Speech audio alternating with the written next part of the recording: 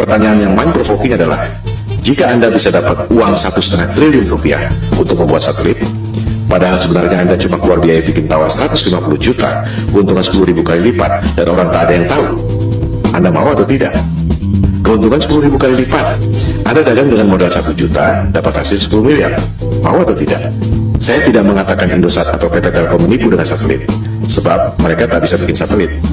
Yang bisa bikin satelit adalah dia juga, Hughes, Boeing, Ball, Lockheed Martin, dan lain-lain.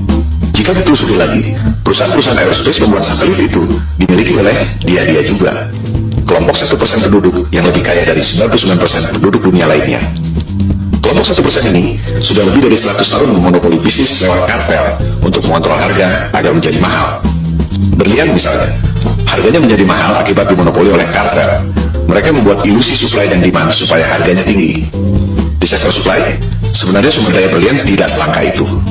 Silakan Anda cek bagaimana kartel De Beers bisa menguasai pertambangan berlian dan membuatnya seolah-olah itu barang langka. Di sektor demand, kartel membuat ilusi seolah-olah berlian adalah kebutuhan manusia. Seolah-olah perkawinan Anda tidak afdol jika cincin kawin Anda tak ada berliannya. Itu sebenarnya adalah propaganda marketing yang dimulai tahun 1940-an. Begitu pula dengan ilusi minyak adalah sumber daya fosil.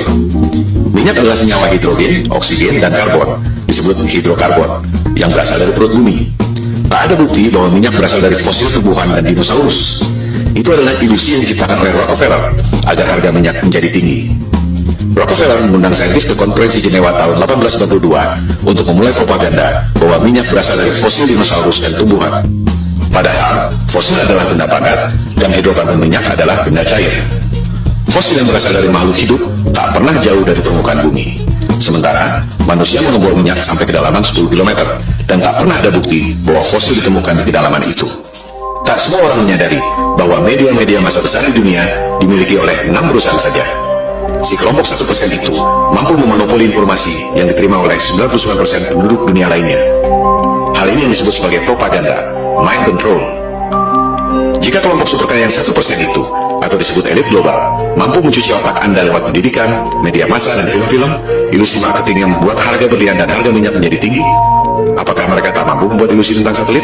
Kembali pada soal GPS. Tak semua orang menyadari bahwa GPS digunakan sejak tahun 1973, yang merupakan bagian dari teknologi militer. GPS berasal dari teknologi sebelumnya, yaitu LORAN atau Long Range Navigation dan Decca Navigation yang digunakan sejak Perang Dunia Kedua. Of its equipment, which makes it very easy to operate and maintain once you understand a few fundamentals. To provide worldwide coverage, the Omega system will use 8 VLF transmitting stations. One in Norway, another in Trinidad, one in Hawaii, and another in north-central United States.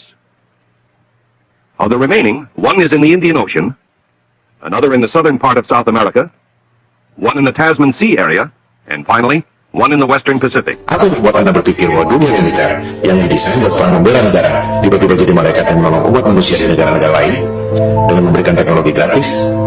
Di sini jadinya the global elites yang sudah lebih dari 100 tahun memperoleh profit dengan cara menipu orang, scam, money laundering, transaksi fiktif, you name it. Demikian halnya dengan NASA.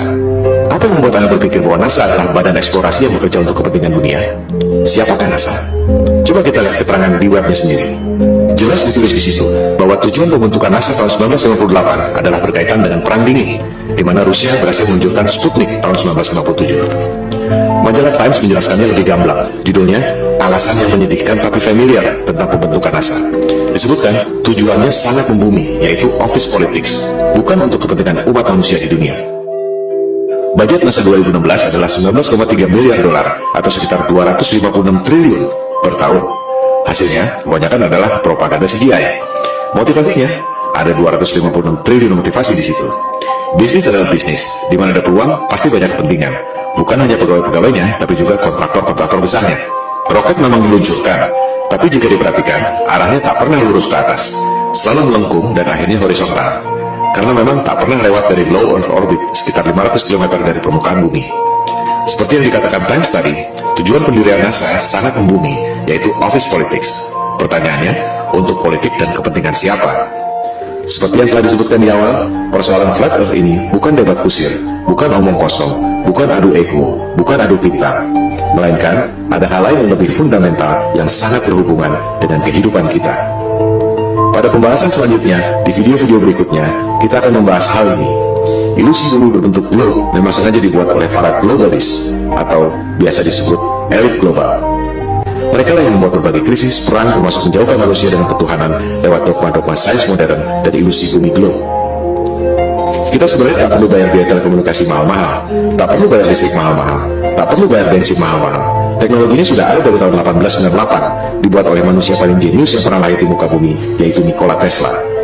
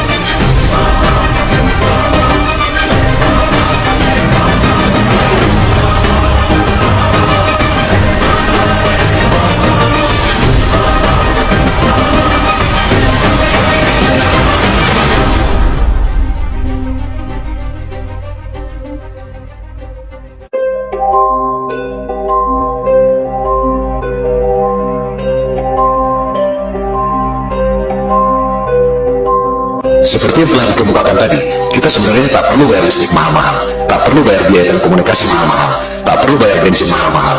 Teknologinya sudah ada sejak tahun 1898 yang dibuat oleh Nikola Tesla. Itu sebabnya ia dikucilkan oleh JP Morgan, salah satu pentolan elit global. Hal-hal seperti itulah yang dilakukan agar kelompok yang 1% itu bisa mengontrol 99% penduduk dunia lainnya. Berbagai manipulasi dan propaganda mind control dilakukan, seperti membuat ilusi supply dan demand, ilusi satelit, ilusi GPS, ilusi bumi berbentuk globe, ilusi bahwa mereka adalah kelompok adidaya yang sudah mampu melakukan eksplorasi ruang angkasa.